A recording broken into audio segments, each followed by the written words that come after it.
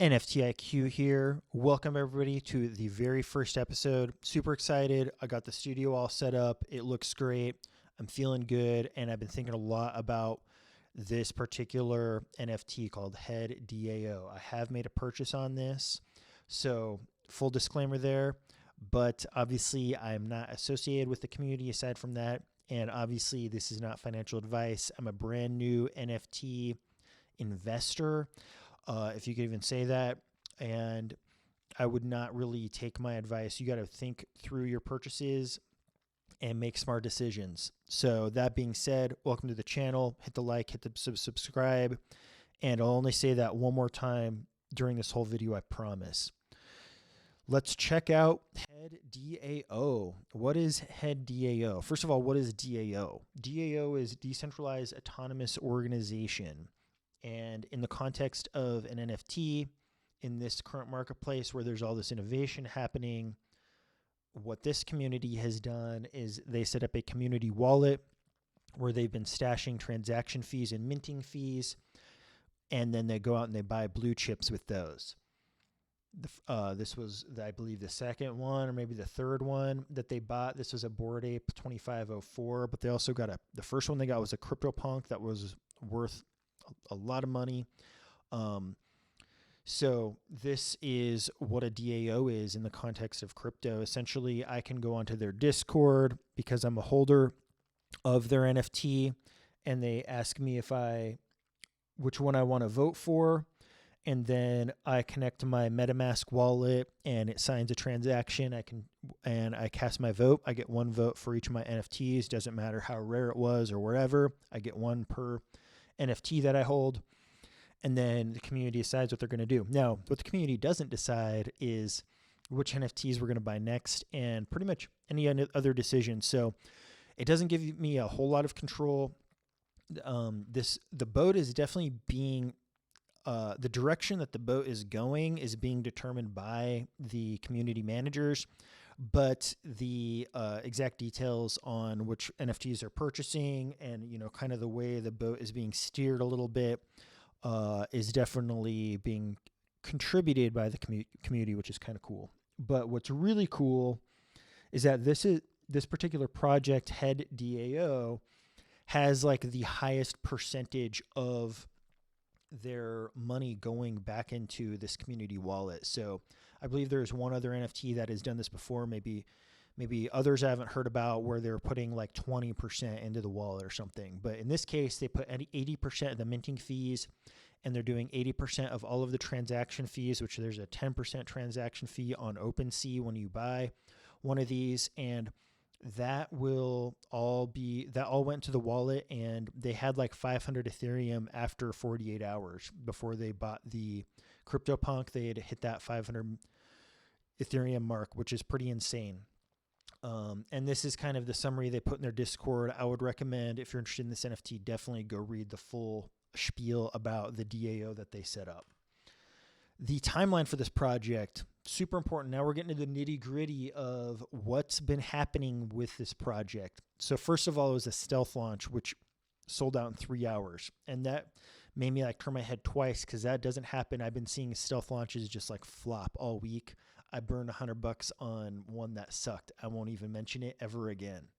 But this stealth launch was on Sunday, the 17th, sold out in 3 hours for 0.055 Ethereum.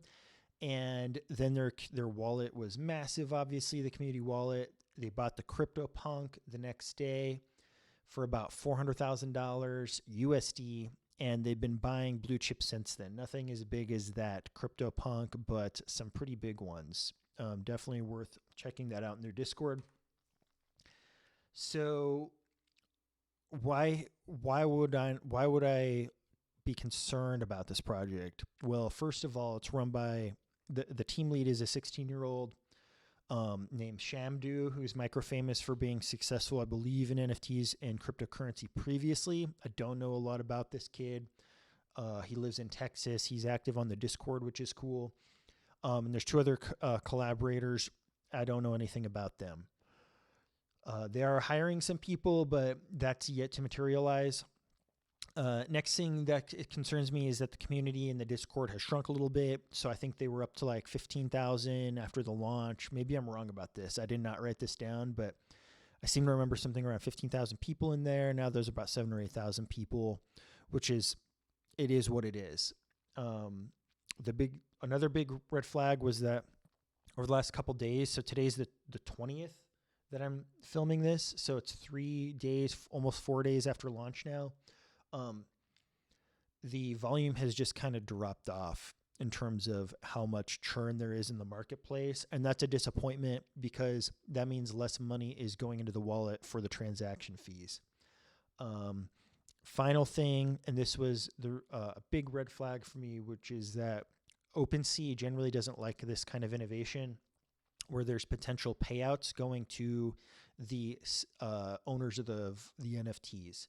It's some kind of legal complication having to do with some legal definitions around securities or something. I don't know a whole lot about it, but there was and there is a risk that they could be shut down by OpenSea. If this did happen, what they've been saying to reassure us is that they can move to another marketplace, which is probably true. And second of all, OpenSea would have already done it. So they try to be very careful about that, but who really knows? The strengths, and I do want to end on the strengths, or not end, but I do want to mention the strengths next because I do think this is a strong project. The floor has been steady at 0.2 Ethereum, which is awesome.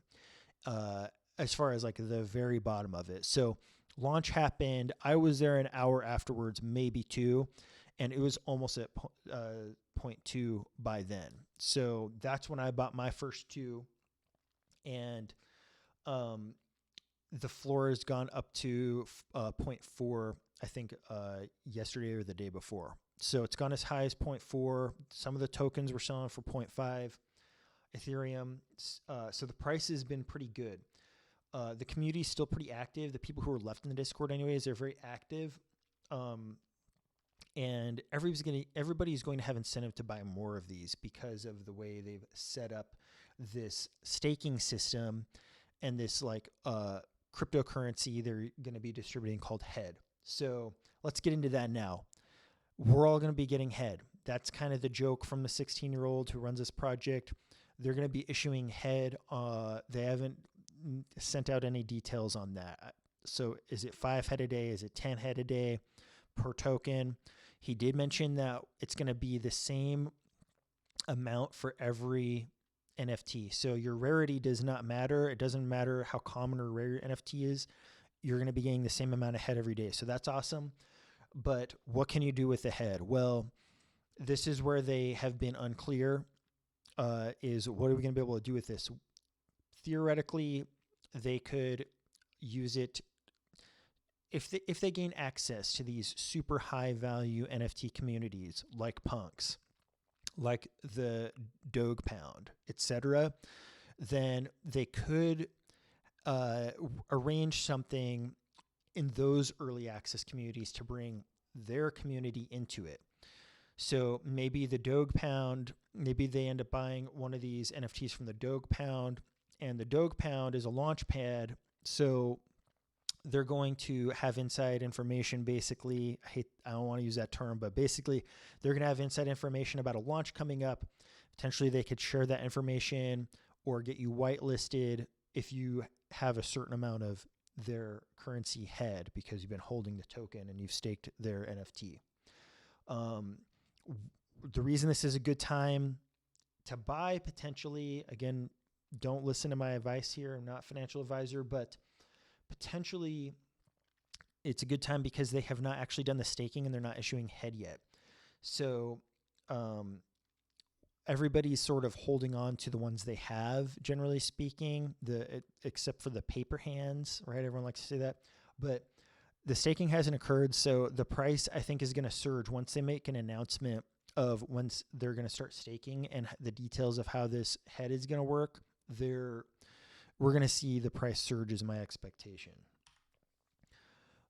Now, to discuss my strategy, and this should not be your strategy, it has to be contextual to your financial situation and what your goals are. But my strategy was, okay, it's high risk, high reward, because I think this will multiply in price short term. Long term, unclear. Honestly, I have no idea what's going to do, unclear. And it has the risk to drop to zero with this OpenSea thing, or even with the kids just running off with the money in the wallet. So I consider it to be very high risk. So I was not willing to risk any money that I was afraid of losing. And I got there about an hour after the minting finished. So only 4 hours after the stealth launch had been initialized. And then I ended up buying 2 that night for about 0.18 Ethereum. And then I watched the floor. I woke up the next morning and checked the floor, and it was the same. So I knew the market was somewhat stable. The transaction volume looked good. So I went home and I bought 2 more at that price. And then that day it shot all the way up to 0.3, 0.4 territory. So I'm doing pretty well with this. There was a moment of panic. This was a weakness on my part, but I had a moment of panic where this morning, before I had my coffee, woke up, checked prices, and it wasn't so much the price that bothered me, because it was still in the 0.3 range. But I was concerned because the transaction volume had dropped. So I was in here in Nansen, and I'll go ahead and pull up Nansen really quick. And as you can see, I saw this figure, unique buyers 561 yesterday. So that figure was finalized this morning when I woke up, and I said, oh, that's not good when we're seeing half as many buyers, unique buyers, as the day before. That's a sign that a dump could happen really quick. So I decided to get some of my money out of this. I think some people may be getting their money out of this for Ethereum because it's surging right now. That's a more complicated conversation. But I at least got some of my money out, and I'm not sure how I feel about that yet. But I followed my plan of the stop loss at that value. I sold 1 token, and I got almost 0.3 for it. In fact, I basically got 0.3 for it. And I still have 3 that I'm going to be holding until the staking event. Now, I did want to break even before the staking happened, because I have no idea what's going to happen with the price at that point, and I don't want to risk dropping it to zero. So I decided to sell 1. I did list 1 today for 0.47 Ethereum in case the price pumps overnight. Or if the price, basically when the price pumps, when they announce the staking, that's when I think this one could sell. And the reason I put it at this price is because that will be my break-even point. And so I'll have all my money out that I invested, and I'll be holding 2 Head DAOs. You can see my cute little guy over there. That's my favorite one that I bought. That was actually the only one I bought post-reveal that I chose. But yeah, that's my strategy. So and then after that, I'm going to hold through the staking. Staking, I have no idea what's going to happen with the price. It's very much unprecedented, uncharted waters, terrain that we've never seen before. So everyone in the community that I'm talking to, my other friends on Discord who are holding this, we're all kind of waiting around for staking, see what happens to the price afterwards, see what the benefits look like, etc. I'm going to keep 2. I may actually repurchase the one that I sold earlier today if I can get it for like 0.2 or a little under. Then I'll probably pick another one up. Undecided on that right now. So I hope you enjoyed the video. This is the kind of content I'm going to be creating for the channel, is super deep dives into particular tokens. I think a lot of people are really covering the daily blah, blah, blah of this is launching and that's launching already.